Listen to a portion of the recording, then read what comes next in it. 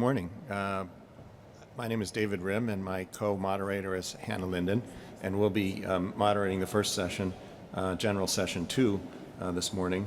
And without further ado, I'll introduce the first speaker, which is Ian Krop, a new member of the faculty at Yale. And he'll speak about trastuzumab deruxtecan versus physician's choice in patients with HER2-positive, unresectable, and/or metastatic breast cancer previously treated with trastuzumab emtansine. Primary results of the randomized phase 3 study, DESTINY-Breast02. Ian, good morning. Yeah, you don't Good morning. On behalf of my co-investigators, I would like to thank our moderators and the organizers for giving us the opportunity to present the primary results of the DESTINY-Breast02 trial.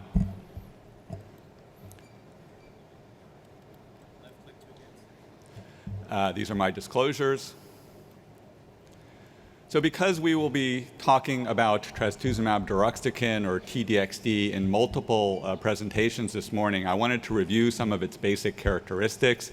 This is a HER2-directed antibody-drug conjugate that has a potent topoisomerase I inhibitor payload, a high drug-to-antibody ratio of about 8, a stable and tumor-selective linker, and a payload that's membrane permeable, so it exhibits bystander anti-tumor effect.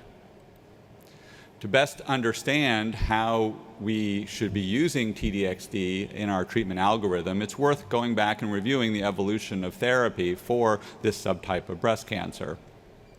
So originally, in the second-line setting, the Amelia trial established TDM1 as the standard of care based on its median PFS of 9.5 months and its superiority over lapatinib and capecitabine. But subsequently, the DESTINY-Breast03 trial demonstrated marked superiority of TDXD over TDM1, which made TDXD the recommended option in the second-line setting. In the third line, in patients who previously had TDM1, TDXD demonstrated robust activity in the single-arm phase 2 trial DESTINY-Breast01 with a median PFS of over 19 months, establishing TDXD with an accelerated approval in that third-line setting. DESTINY-Breast02 is a randomized phase 3 trial comparing TDXD versus treatment of physician's choice in the post-TDM1 setting and was designed as the confirmatory trial for DESTINY-Breast01. And today we'll present the first analysis, the primary analysis of this trial. So DB02 enrolled patients with centrally confirmed HER2-positive advanced breast cancer that had previously been treated with TDM1. Patients were randomized 2-to-1 to either TDXD at the standard dose or treatment of physician's choice, which in this trial consisted of capecitabine and trastuzumab or capecitabine and lapatinib. The primary endpoint of the study was progression-free survival by independent review. Overall survival was a key secondary endpoint with a plan to analyze this if the PFS was significant. The analysis was planned for 372 PFS events, or 18 months from the last patient randomized, whichever came first. The 18-month time point elapsed recently, which triggered this primary analysis with a data cutoff of June 30th, 2022, and the median duration of follow-up at this time is 21.5 months for TDXD and 18.5 months for TPC. So 406 patients were randomized to TDXD, 202 to TPC. At the time of the data cutoff, 23% of patients were still receiving ongoing therapy on the TDXD arm compared to 2.6% with TPC. The primary reason for discontinuation of this study was progressive disease in both arms of the trial. So these are the baseline characteristics of the patient population. The median age was 54. 58% of patients had hormone receptor positive, HER2 positive disease, and about 18% of patients had stable brain metastases at baseline. In terms of prior therapies, the vast majority of patients on this trial were receiving therapy in the third or fourth line. Virtually all patients had prior trastuzumab and TDM1. About 78% of patients had prior pertuzumab. Prior HER2 tyrosine kinase inhibitor use was relatively uncommon, about 7% of patients. The primary endpoint of progression-free survival by blinded independent central review is shown here. T-DXd was superior to treatment of physician's choice. The hazard ratio was 0.359, which was highly statistically significant. The median progression-free survival was 17.8 months with T-DXd and 6.9 months with treatment of physician's choice. At the 2-year landmark time point, 42% of patients on the T-DXd arm were still progression-free, compared to 13.9% with treatment of physician's choice. The benefit of T-DXd was consistent across all clinical subgroups, as shown here. Hormone receptor status, prior pertuzumab treatment, the presence or absence of baseline brain metastases, and number of prior lines of therapy all showed consistent benefit. Because the progression-free survival analysis was significant, we formally analyzed overall survival. And here again, T-DXd was superior to treatment of physician's choice. The hazard ratio was about 0.66 with a p-value of 0.0021, which exceeded the boundary for statistical significance at this early time point, which was 0.0040. The median overall survival was 39.2 months with T-DXd compared to 26.5 months for TPC. As you can see, the survival curve separated early. So at 1 year, there were 89.4% of patients on the T-DXd arm that were still alive, compared to 74.7% with treatment of physician's choice. In the TPC arm, about 70% of patients went on to receive a second systemic anti-cancer therapy after progression on this trial. About 25% of patients on the TPC arm received T-DXd in the post-trial setting. Secondary and exploratory efficacy endpoints also favored T-DXd. The confirmed response rate by independent review was 69% with T-DXd versus 29% with treatment of physician's choice. The complete response rate was 14% with T-DXd versus 5% with TPC, and the clinical benefit rate at 6 months was 82% with T-DXd compared to 46% with TPC.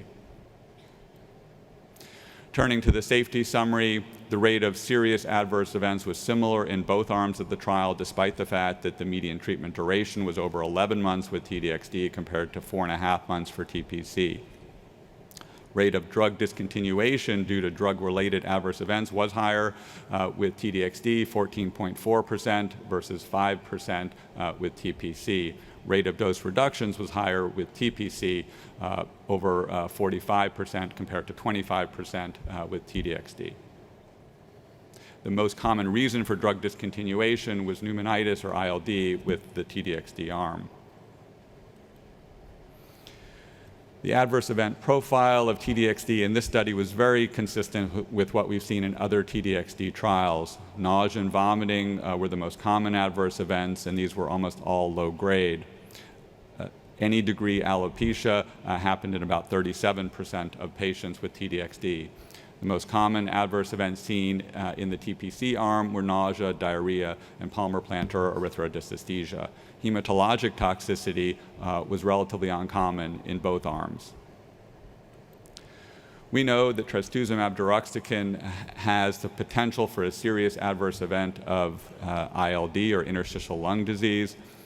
In this trial, it was adjudicated by a central independent committee. This committee identified 10.4% of patients having drug-related ILD. Almost all of those events were low grade, but 2 patients, or 0.5%, had fatal ILD that was felt to be drug-related. The median time of onset of the drug-related ILD was about 210 days. In terms of cardiac dysfunction, in the T-DXd arm, 18 patients experienced an LV dysfunction event. These were generally low grade, and 16 of the 18 were able to continue study therapy. In the TPC arm, 1.5% of patients had LV dysfunction. So in conclusion, in the DESTINY-Breast02 trial, TDXD demonstrated statistically significant and clinically meaningful improvement in both progression-free survival and overall survival versus treatment of physician's choice in patients with HER2-positive advanced breast cancer previously treated with TDM1. There was a reduction of 64% in progression events or death with TDXD compared to treatment of physician's choice, and there was an improvement in median overall survival of 13 months with TDXD. The overall safety profile of TDXD was consistent with what we've seen in prior studies. There were no new safety signals. The overall incidence of ILD in this trial was 10.4%, which is similar or lower than what we've seen in other TDXD trials. There were numerically fewer grade 5 ILD events in this trial, 0.5%, compared with what we saw in the DESTINY-Breast01 trial, which was 2.7%. But certainly still, ILD remains a potential serious adverse event associated with TDXD and needs to be monitored. DESTINY-Breast02 confirms the favorable benefit-risk profile of TDXD in patients with advanced HER2-positive breast cancer, as previously demonstrated by DESTINY-Breast01. There is a plain language summary and additional information on this trial available in this QR code. And in closing, we would like to thank the many patients and their families who participated in this trial and the study staff who made this very large trial possible. Thank you.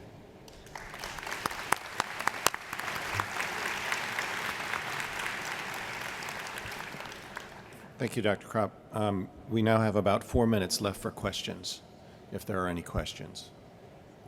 I'll start with one. Was crossover allowed? So there was no formal crossover, but certainly patients were allowed to get any therapy upon progression off trial. And as I mentioned, about a quarter of patients on the treatment of physician's choice arm went on to receive TDXD at the time of this data cutoff. That was not done as formally part of the trial. That would be obtained off trial. Microphone 4. Lubna Chaudhry from Medical College of Wisconsin. Of course, this data clearly demonstrates very effective results by using antibody-drug conjugates back-to-back. Now that we're using TDXD as second line and starting to use TDM1 in third line, what are your thoughts about response rates with that order? Yeah, so that's a great question, and you're spot on in that we're going to be using antibody-drug conjugates in multiple lines of therapy, not only in HER2-positive breast cancer, but other subtypes as well.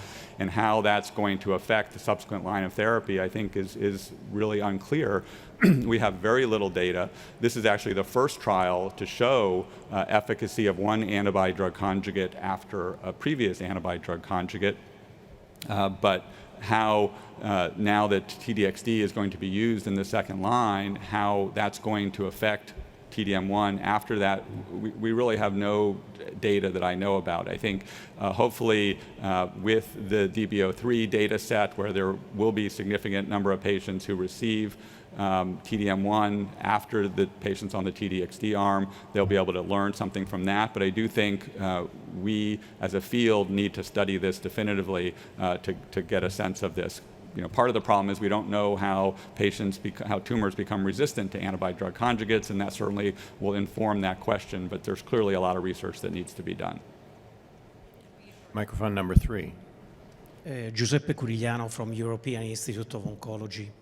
19.8% of patients discontinued due to toxicity, 14.6% drug-related. So which type of clinical management for those patients? Did they receive trastuzumab maintenance? And how many of them re-challenged in case of progression? So we don't yet have all the details of the post-trial management in their in their line in the TDXD arm after that. About 70% of patients did receive additional therapy, but how many went back to TDXD, we don't have those data yet. I think, but you bring up an important point in that in the trial, management of toxicity and discontinuation rules are very formal. I think in the clinic, we are more willing to restart TDXD in patients with grade 1 toxicities that happen, that take, particularly grade 1 ILD, that takes more than 2 cycles to resolve, which in part of the trial you have to permanently discontinue. But I think learning how to manage ILD particularly, which was the major reason patients permanently discontinued this drug for toxicity, learning how to manage that better is something that we need to do because, as you pointed out, it's still a significant percentage of patients on the trial who have to stop. Last question, microphone 6. Good morning. My name is Bisi Ademoyiwa from WashU. Did you look at intracranial responses in those with CNS metastases and/or time to CNS progression? So we are. It's a great question. As I pointed out, about 18% of patients had inactive or stable brain metastases at baseline. A greater percentage actually had a history of brain metastases. So we're going back and looking at those numbers or looking at the outcome of those patients in more detail, but we don't have those data yet. I'm sorry. Thank you, Dr. Krop. We're going to need to move forward to keep on time.